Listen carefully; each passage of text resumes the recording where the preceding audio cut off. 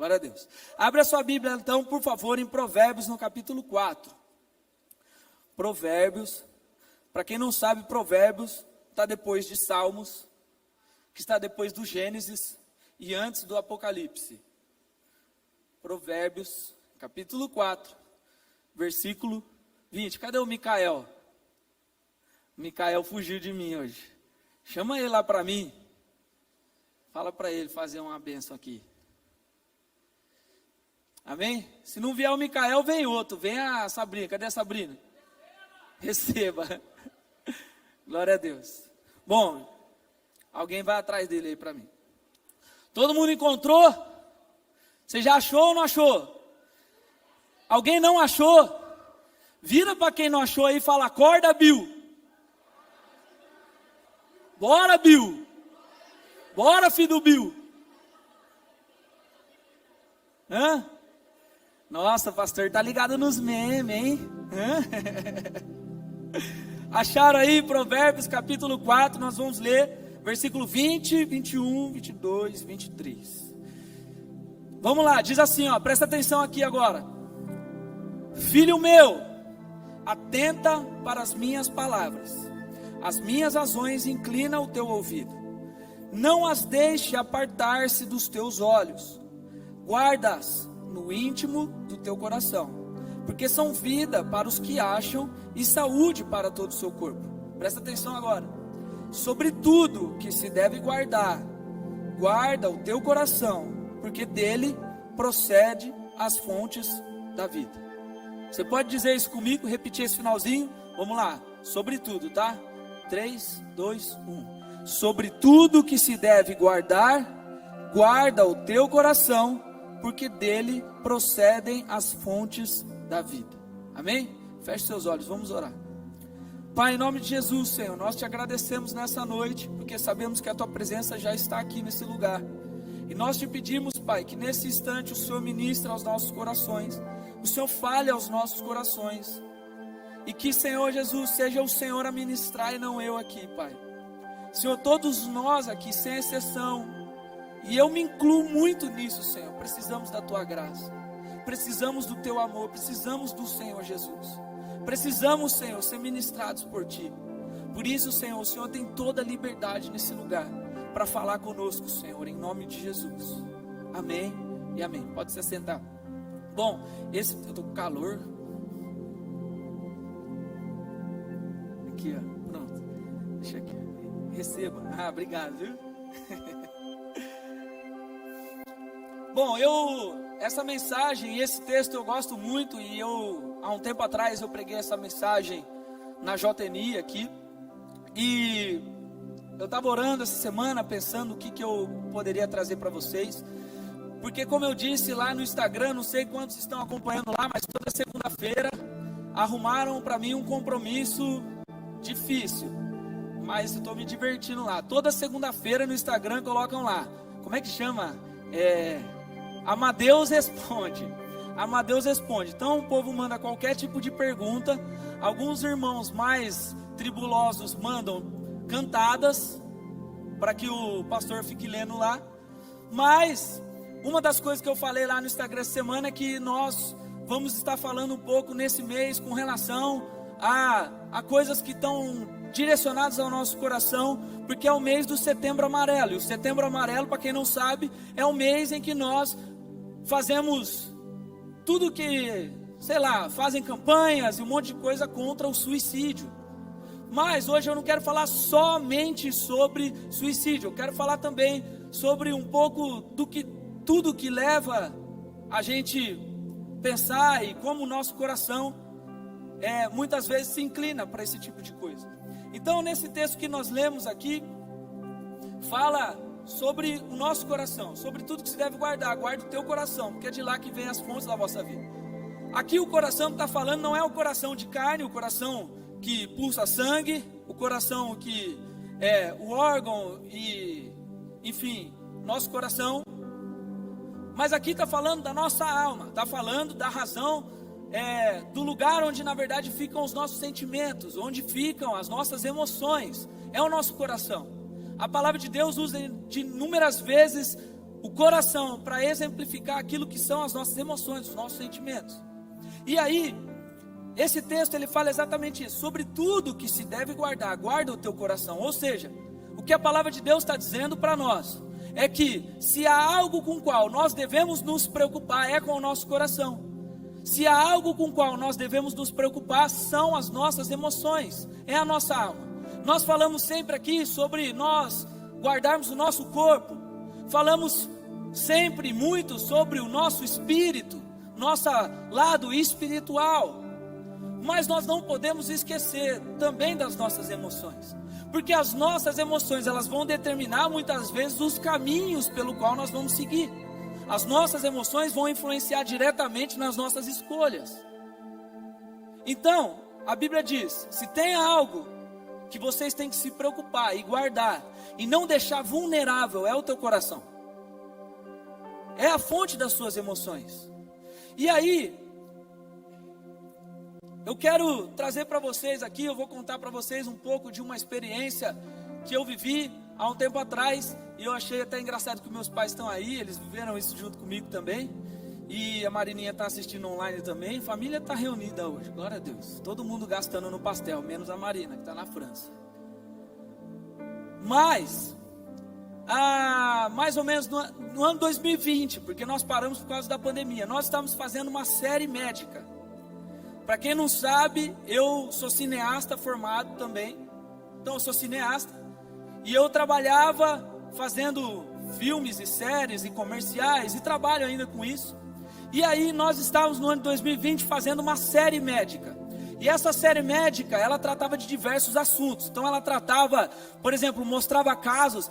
Quem já assistiu Grey's Anatomy? Quem já assistiu House? A série era tipo uma mistura das duas. Por quê? Porque o Grey's Anatomy mostrava todos os casos e os romances e as coisas, às vezes até meio tosca do hospital.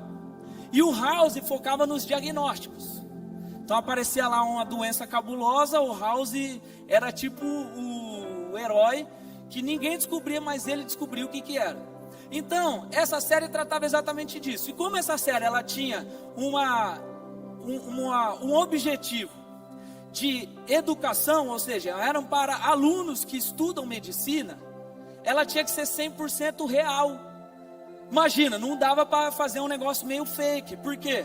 Imagina uma pessoa que está estudando medicina assistir lá e ver os caras fazendo um negócio fora da realidade. Não dá.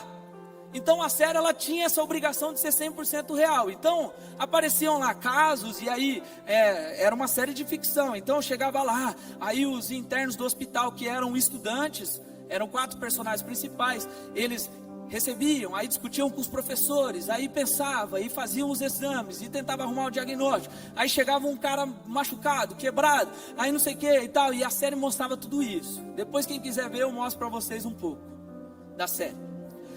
Mas, agora olha só, se liga, agora vocês vão aprender um pouquinho sobre cinema, a Isa Moço vai gostar. Numa série mais ou menos, e aqui eu já posso até frustrar um pouquinho vocês, já vou dizer. Vamos pensar numa série de 12 episódios. Maioria mais ou menos isso, né? Mais ou menos 12 episódios, né? Uma série. Acho que é. Ninguém aqui assiste série, né? Só um pastor assiste série. Tá bom, vai.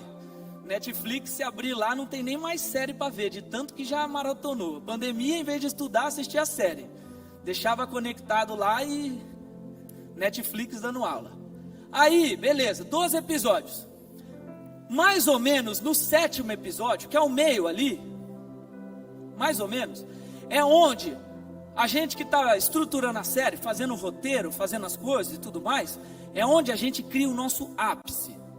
O que significa isso? Mais ou menos no meio da temporada, é onde a nossa curva de tudo que podia acontecer, acontece, e agora ela vira essa curva e começa a dar tudo errado de vez, ou começa a resolver. Certo? É onde o bonzinho já se deu mal, agora ele começa a se dar bem, ou qualquer coisa do tipo. E aí, normalmente é assim. E aí, quando nós estávamos conversando com a equipe, os roteiristas, e toda a equipe que fez essa série, que construiu as coisas e tudo mais, eu reparei que no 7º episódio, tinha algo que era muito importante, que era o quê? Dos 4 personagens principais, imagina, a série mostrava um paciente que chegava com câncer, o outro que chegava com não sei o que, o outro que chegava com uma doença rara, o outro que não sei o que, e era tudo isso. Mas no 7º episódio, que era o ápice da série, era o ponto crucial, no 7º episódio, estava focado nos 4 personagens principais. Uma tentava se matar, uma tentou o suicídio, a outra se enfiou em um monte de remédio porque estava em depressão. Uma outra estava tendo crise de ansiedade. E o outro aqui se enfiou nas drogas. Não, acho que era bebida, sei lá, não lembro. E aí isso me chamou a atenção. Eu falei assim, poxa, peraí, numa série médica onde a gente fala de um monte de tipo de doença, no ápice da série, a gente esquece as doenças, entre aspas, que são pesadas, e a gente foca em problemas que os personagens, entre aspas, saudáveis da série estavam passando. E aí a pergunta que a gente se fez, e a pergunta que a gente faz ali é, por que no ápice da nossa série nós vamos mostrar um suicídio e não um caso de câncer que foi curado, ou não uma descoberta extraordinária da medicina? Por que nós vamos mostrar o suicídio? Por que nós vamos mostrar a ansiedade? Por que nós vamos mostrar a depressão? E aí a resposta é que depois de um tempo gigantesco de estudo em cima das pessoas, em cima da nossa geração, eles chegaram à conclusão que a principal doença que uma série médica tem que mostrar são as doenças da alma. Ou seja, o ápice de uma série médica não está em pacientes que sofrem doenças graves, terminais. Está em problemas que eu e você passamos na nossa rotina normal. E aí eu falei, não é possível isso. Aí eu fui começar a pesquisar um pouco mais para entender, porque eu fiquei incomodado com isso. O Senhor começou a me incomodar com isso. Como é que numa série médica o ápice, a principal coisa é com pessoas que estavam, entre aspas, bem no meio dos personagens. Eles falaram, é porque a maioria das pessoas está passando por isso. Tem gente que a gente nem imagina que está caminhando do nosso lado, que tem vontade de se matar. Principalmente no meio dos estudantes de medicina. Então se tem alguém aqui que quer fazer uma faculdade de medicina, é pesado, é um monte de coisa, você vai encontrar com isso lá na faculdade. Porque é pesado mesmo. Mas essa é uma realidade para todos. Então eu comecei a pesquisar, e aí eu comecei a descobrir que o suicídio tem crescido mais ou menos 7%, 8% ao ano. Isso significa o quê? Que um suicídio a cada 45 minutos acontece no mundo, ou melhor, no Brasil. A cada 45 minutos uma pessoa se mata. Olha que loucura. Se não me engano, 26 pessoas por dia se matam no Brasil. E a cada uma morte dessa, existem outras 20 tentativas que não deram certo. O suicídio é a segunda principal causa de morte na nossa geração, na geração Z, geração alfa. E aí eu falei, não é possível. Eu comecei a entender um pouco mais. Falei assim, mas quais são os motivos então? Quais são os motivos que estão levando as pessoas a ficarem assim? Aí eu comecei a ver alguns motivos. Primeiro, culpa. Tem pessoas que têm se sentido culpadas com coisas que não estão sobre os ombros delas. Tem pessoas que estão carregando culpas que não eram para ser delas. E por se sentirem culpadas, em vez de jogarem isso para Deus, estão levando esse peso, e Satanás está vindo e está cada vez mais pisando em cima. Outro motivo, e pasme agora, e agora vai doer no nosso coração, é uso excessivo de rede social. O que isso tem a ver? Eu vou te falar. Nós na rede social ficamos consumindo um tipo de padrão de vida, um padrão de beleza, um padrão de felicidade, um padrão de seja lá o que for, fake. Eu posso estar com a minha vida toda quebrada e eu postar lá no Instagram, super me divertindo, super alegre. E aí vocês vão pensar, falando, nossa, como a vida do pastor é perfeita. Como a vida dele é boa e a minha é horrível. A minha vida é horrível. Eu não aguento mais estudar, eu não aguento mais qualquer coisa. Então, o uso excessivo das redes sociais, ficar muito tempo conectado, está tirando de nós o relacionamento, está tirando de nós o senso de realidade das coisas.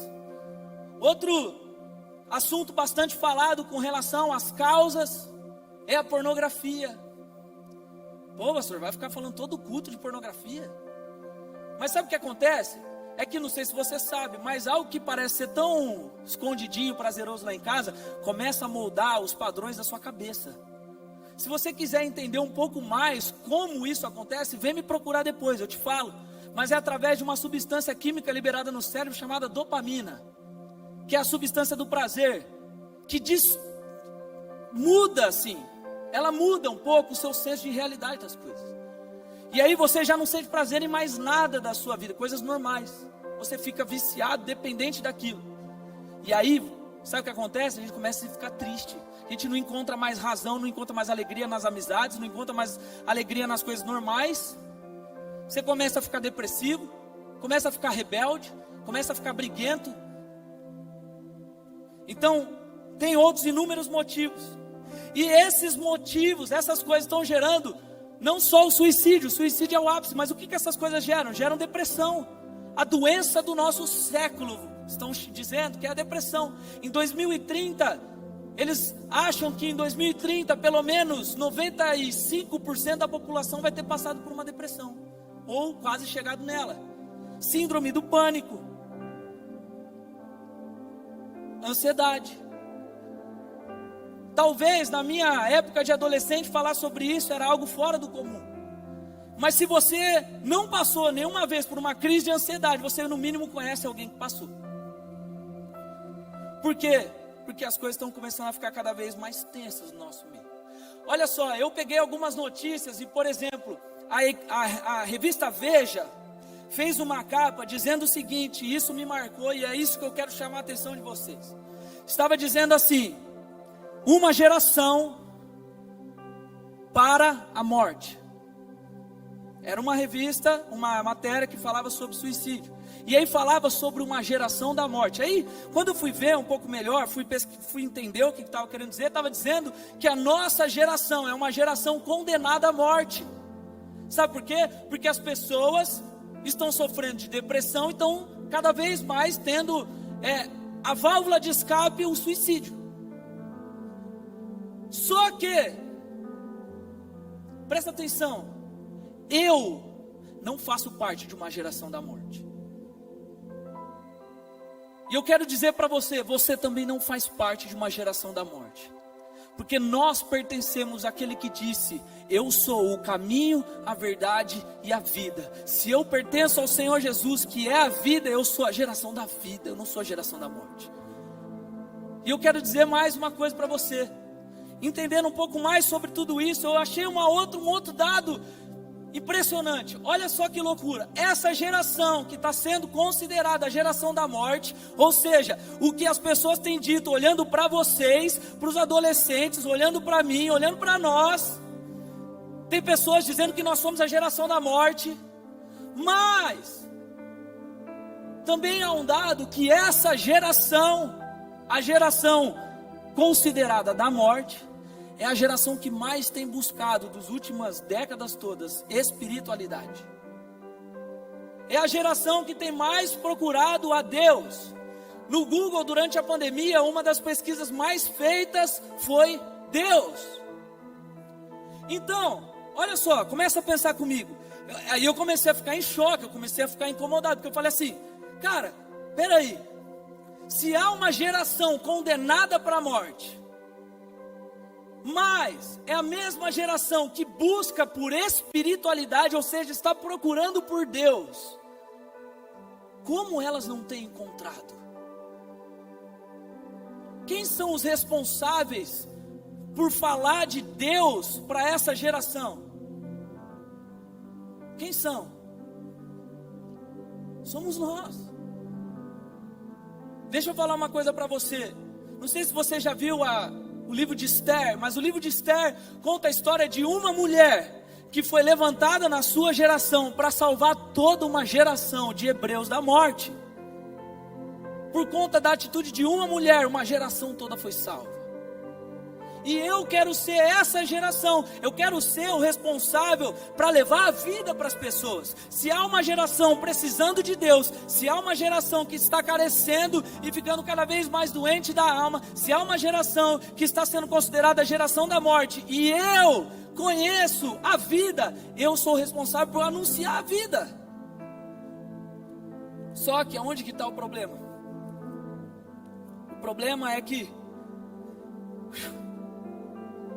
quando nós olhamos para o nosso meio, para aqui, para dentro da igreja, quando nós olhamos para nós mesmos, a gente começa a ver que nós às vezes estamos aceitando essa condição de morte sobre a nossa vida, ao invés de ser os responsáveis por anunciar a vida. Quando nós olhamos para dentro da igreja, quando nós olhamos para dentro de nós mesmos, a gente começa a ver uma grande quantidade de pessoas que estão sofrendo na alma, estão passando por dificuldades, estão tendo síndrome do pânico, estão em processo de depressão. Muitos aqui já até pensaram em se matar algum dia. E nós que poderíamos ser os responsáveis por trazer a vida para uma geração que está sendo condenada, nós estamos sendo condenados juntos. E é exatamente sobre isso que eu quero trazer aqui um senso de realidade para nós. Dentro da igreja, olha isso, 64% dos adolescentes cristãos admitem consumirem pornografia. 29% todos os dias se consideram viciados. Quando você vai no presídio, eu lembro quando eu era mais novo, meu pai, ele ia fazer alguns evangelismos no presídio, e está aqui, ele não me deixa mentir. A maioria dos que estavam lá eram cristãos. E a maioria dos adolescentes que estavam lá na FEBEM, ou na Fundação Casa, como é chamado hoje, eram filhos de pastores. Jovens de dentro da igreja têm todos os dias pensado em aliviar suas dores da alma com suicídio. Onde haveria a possibilidade de existir a vida de Jesus, nós estamos dando espaço para uma condição de morte, porque muitas vezes não estamos guardando o nosso coração. E eu quero já dizer para você, nem eu e muito menos Deus é avesso à ciência, não.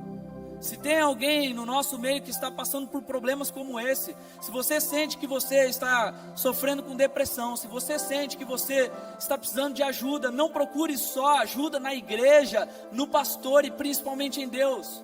Vá para um médico. Isso é uma forma de Deus cuidar de você também. Mas o que eu estou falando é um pouco antes, é do como nós chegamos nisso, como nós permitimos chegar nisso.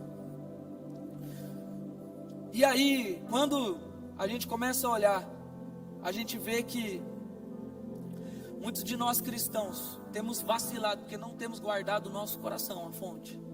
E aí, aos pouquinhos, Satanás ele vem e ele vai roubando a nossa vida, roubando aquilo que gera vida dentro de nós, para colocar coisas que geram morte. Tem um pastor chamado Jared Wilson. Esse pastor Jared Wilson, ele se suicidou em 2020, era um pastor, e pasme, ele pregava sobre ansiedade, depressão e suicídio, pregava contra, ajudava as pessoas a saírem dessa condição, e ele se matou, ele tinha 30 anos, casado com 2 filhos, e ele se matou, e antes dele se matar, ele virou e falou assim: olha, eu lutei tanto contra isso, mas eu me esqueci de ir lá na fonte e ver o que estava me gerando esses sentimentos. Então, nós olhando para a história dele, olhando para tudo isso que eu falei, tem uma coisa que eu quero dizer para você. Sabe qual é o maior problema da nossa geração? De nós aqui, cristãos, é que nessa área nós achamos que a gente pode resolver tudo sozinho. Nessa área nós achamos que a gente consegue se curar sozinho. Nós vamos alimentando uma bomba dentro da gente que uma hora vai explodir ou vai implodir. mas a gente não pede ajuda, a gente não abre o nosso coração, principalmente para Deus, que é a fonte de vida, e muito menos para as outras pessoas que podem nos ajudar. O diabo constantemente ele fica tentando nos convencer que é impossível não viver com esse tipo de problema. É impossível. Não, essa é a tua condição. Ninguém te ama. Satanás é o rei de colocar condenação sobre a nossa vida, falar que você é culpado dos seus problemas, falar que isso que está acontecendo é porque você não é amado, porque você não é amado por Deus, amado pelas pessoas, porque você é alguém condenado, porque você não tem alguma coisa, seja lá o que for. Satanás ele vai ficar falando isso, e com isso a gente vai tentando resolver sozinho, a gente vai pensando, não, eu não sou digno da graça de Deus, eu não sou digno, eu não tenho como trazer vida para dentro de mim, eu realmente tenho que me moldar a esse padrão, eu tenho que parecer com esse tipo de gente, eu tenho que parecer com um tipo de perfil do Instagram, eu tenho que parecer com um tipo de menina que eu vejo que são as meninas, entre aspas, consideradas bonitas, eu tenho que parecer com esse tipo de menino, que são os meninos fortes, e seja lá o que for, a gente fica tentando se moldar, tentando achar razão em coisas, tentando achar a vida que está sendo roubada de nós em coisas que não nos trazem a vida, enquanto nós deveríamos colocar toda a nossa esperança em Deus, porque Ele é a fonte da nossa vida. Essas lutas nos fazem sentir cada vez mais incapacitados, e com isso a gente vai guardando esses sentimentos e não coloca isso para Deus. A lógica é, e você talvez ouvindo isso, talvez você esteja pensando, não, realmente, eu preciso encher minha vida com a vida de Deus. E aí, talvez você esteja pensando, fala assim, nossa, tem razão, eu preciso me consertar, eu preciso ajustar algumas coisas para depois chegar até Deus. Só que, e eu estava falando isso um pouquinho antes de começar o culto, eu estava conversando com uma menina ali, e eu falei sobre exatamente isso que eu vou falar para vocês. Gente, a lógica de Jesus é diferente. Você quer ver? Olha só, em Mateus, no capítulo 27, eu falei sobre isso ontem, nós estamos num aniversário, e eu falei sobre isso, e isso tem pegado para mim. Em Mateus, no capítulo 27, quando Jesus está sendo crucificado, ele diz assim, ó, olha só o que a palavra diz.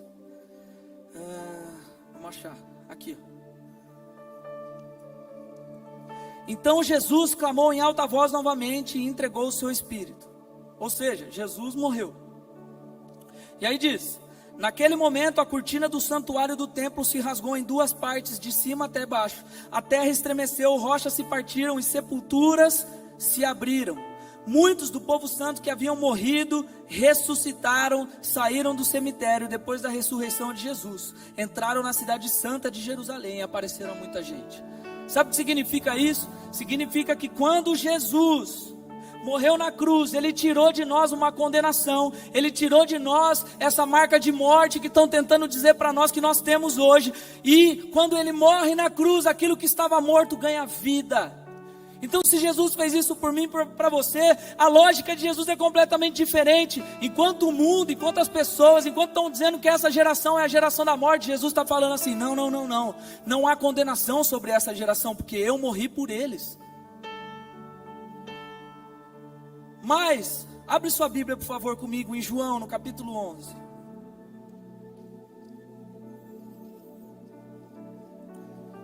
João capítulo 11.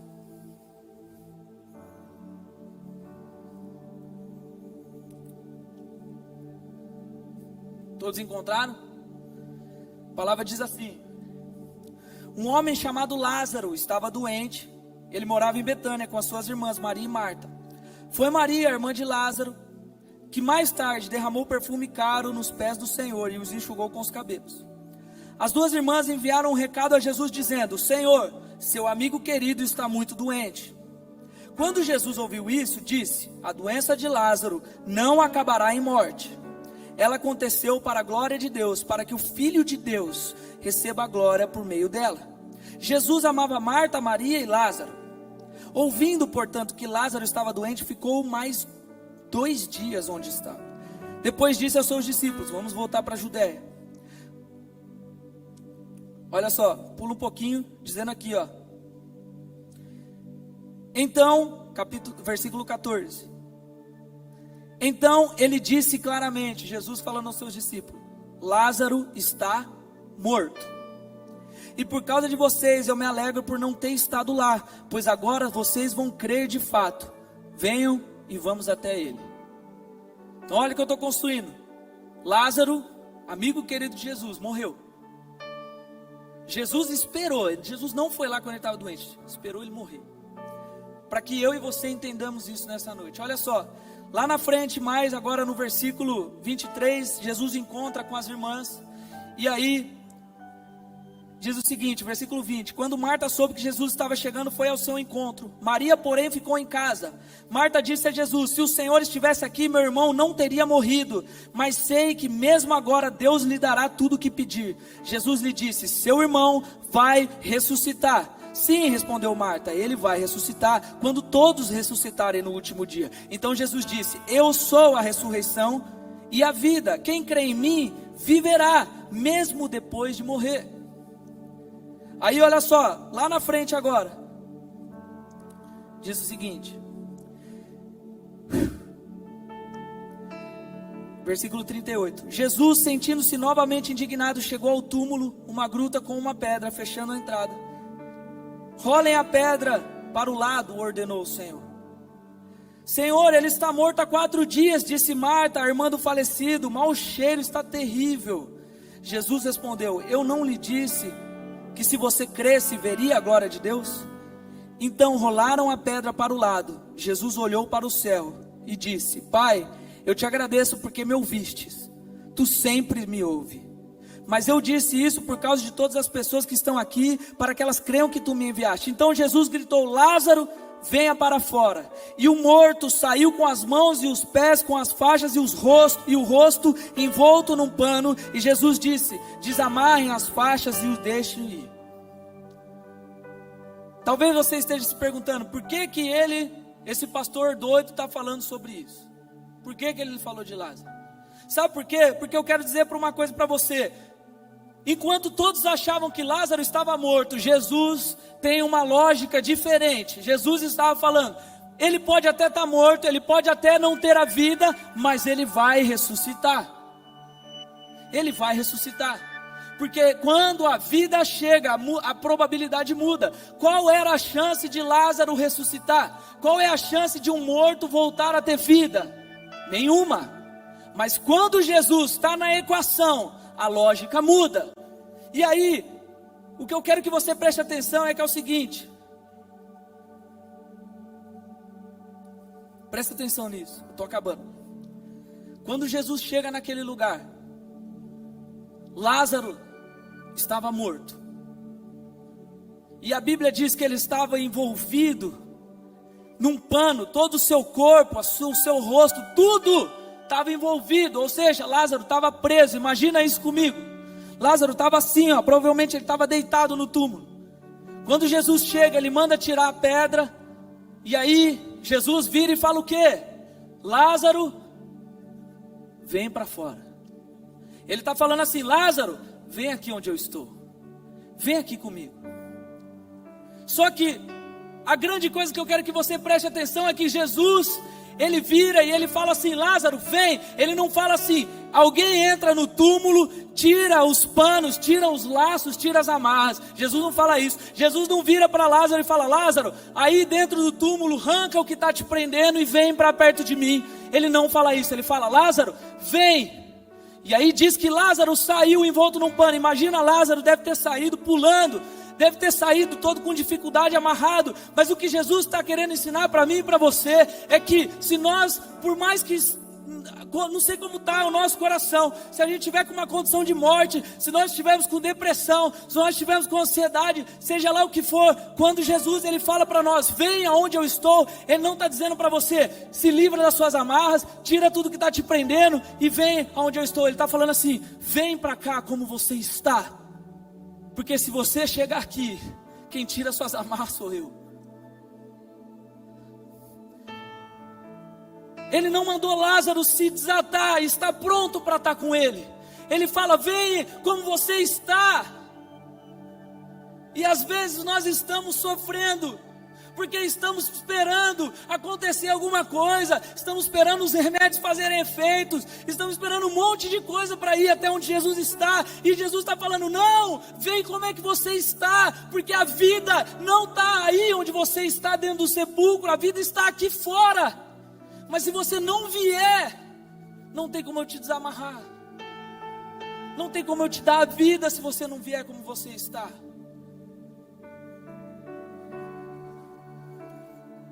E aí,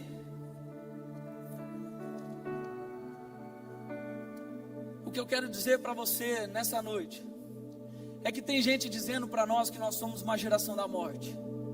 Tem gente dizendo para nós que nós somos uma geração suicida. Tem gente dizendo para nós que nós somos uma geração depressiva. E às vezes a gente tem acreditado nessas palavras. Às vezes a gente até sabe que Jesus está aqui para nos dar a vida e numa improbabilidade total. Mas a verdade é que a gente fica tentando resolver nossas coisas para chegar com Jesus, onde Ele está. E a verdade é que Jesus hoje, Ele está falando para mim e para você, olha, se tem algo que está tirando a tua paz, se tem algo que está roubando a sua vida, se tem alguma culpa, se tem alguma amarra, se tem alguma prisão, se tem algum tipo de depressão, se tem alguma ansiedade, sim, vamos tratar, mas não adianta você tratar se você não colocar a vida dentro da fonte que é o teu coração. Então é isso que eu quero dizer para vocês nessa noite. Talvez nessa noite, o que você precisava ouvir, e eu resumo a mensagem toda nisso, é: venha como você está. Venha como você está. Não existe nada que possa impedir Jesus de mudar a nossa vida por completo. Mas nós precisamos sair do lugar onde nós estamos e irmos até onde Jesus está. Vamos ficar em pé, por favor.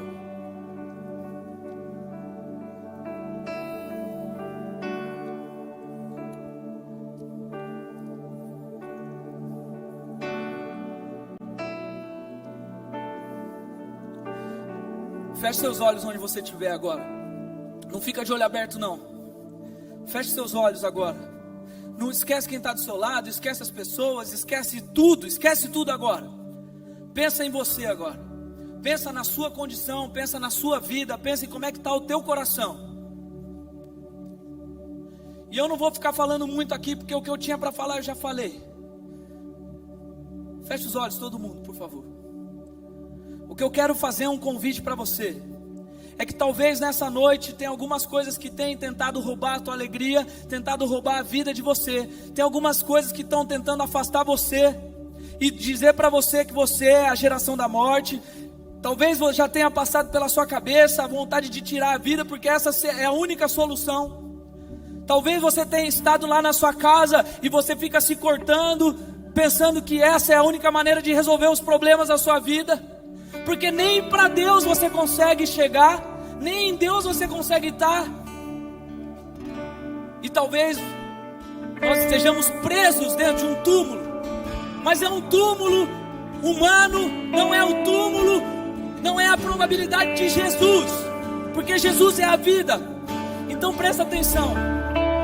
Se você está vivendo alguma dessas coisas que eu falei, o convite hoje não é do pastor Pedro para vocês, o convite é do Senhor. E Ele está dizendo para você: saia do lugar onde você está e venha como você está, porque eu vou te dar vida. Então quem precisa nessa noite olhar para Jesus e falar: Senhor, eu preciso, eu tenho sofrido, eu tenho vivido mal, eu tenho me cortado, eu tenho feito isso, já pensei em me matar, mas eu preciso da tua graça, Senhor.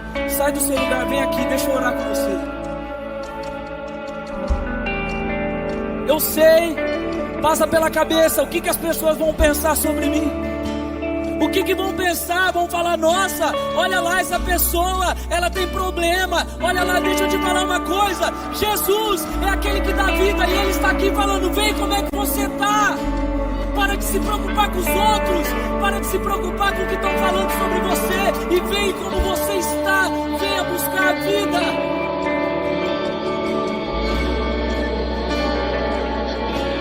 Nós temos que ter coragem de bater no nosso peito e falar: Senhor, eu dependo, eu preciso do Senhor.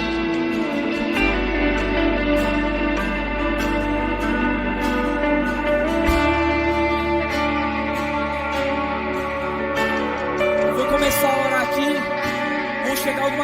vão começar a orar para as pessoas que estão aqui na frente.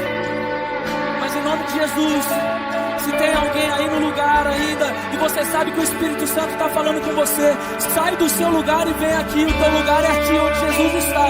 E Ele está falando, não precisa se consertar para vir não. Eu conserto você, eu conserto o teu coração, eu vou te dar a vida. Não adianta falarem para você que você é a geração da morte, porque você não é. Eu sou a vida. Sai do seu lugar, vem aqui. Senhor, em nome de Jesus, nós clamamos, Senhor, por teu Espírito Santo nesse lugar, Pai.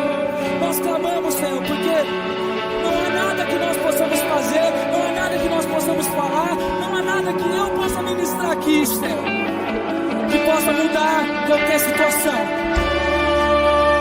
Mas uma palavra do Senhor Jesus, uma palavra do Senhor Jesus pode tirar todo sentimento de morte, pode tirar todo sentimento de dor, pode tirar toda tristeza da alma, pode tirar toda ansiedade e colocar no lugar a vida. Por isso, Senhor, em nome de Jesus Cristo, nós oramos e pedimos que sobre estas vidas que estão aqui, Senhor, em nome de Jesus, seja declarada agora uma palavra do Senhor de vida. Que para todos que estão aqui, a mesma coisa que o Senhor falou de Lázaro, o Senhor fale agora no ouvido de cada um, dizendo assim: Lázaro não está morto, Lázaro não está morto. Você não é a geração da morte, você não é a geração preparada para morrer, você não é a geração suicida, não é o suicídio que vai mudar a sua história, não é a morte a única solução, não é a depressão a solução é você sair de um lugar onde você está, como você está, e a cura está em mim. Por isso seja curado em nome de Jesus, por isso seja liberto em nome de Jesus, por isso receba a vida do Senhor em nome de Jesus.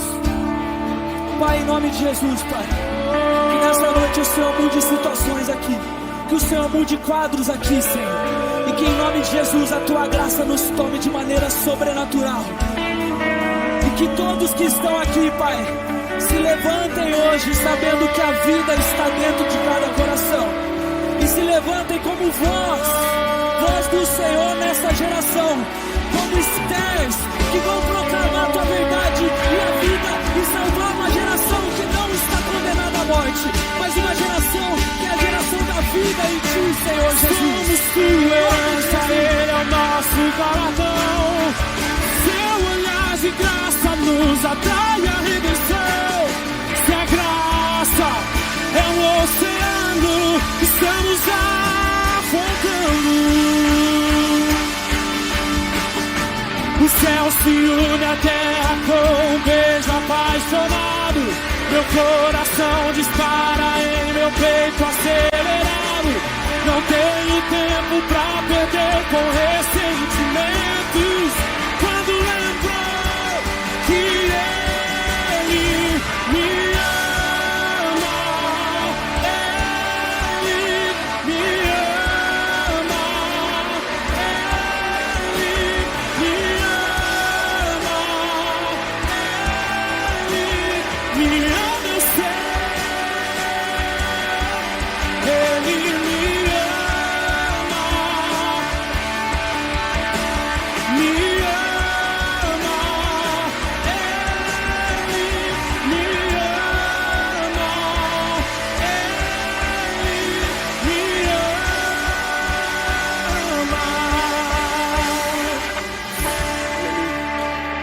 Aleluia. Você que está aqui na frente agora, coloque-se em pé. Coloque-se em pé e olha aqui para mim. Deixa eu falar uma coisa para vocês que estão aqui. Vocês são corajosos. Vocês são corajosos de falar para Deus, falar para quem estiver aqui, e falar principalmente para Satanás. Falar assim, viu? Não existe condenação sobre a minha vida. Não existe condenação. Porque a palavra de Deus diz que não há mais condenação para aqueles que estão em Cristo Jesus. E agora, a vida que está em Jesus está sobre todos vocês aqui. Então vocês vão sair daqui hoje falando assim: eu venci, eu tenho a vida em mim, em nome de Jesus. Você pode dizer isso comigo agora? Fala, eu tenho a vida em mim. Fala mais forte, fala com alegria, porque Jesus hoje chamou vocês, e Jesus trouxe para perto e falou assim, agora pode vir falar o que quiser. A vida está em mim, e vocês estão em mim. Amém? E olha, se há alguém aqui, eu quero falar, que tem tido algum problema, me procure ajuda, procure os médicos, mas não fica tentando se corrigir não. Não fica tentando se corrigir não. Jesus está chamando você como você está. Amém? Você pode aplaudir bem forte ao Senhor Jesus?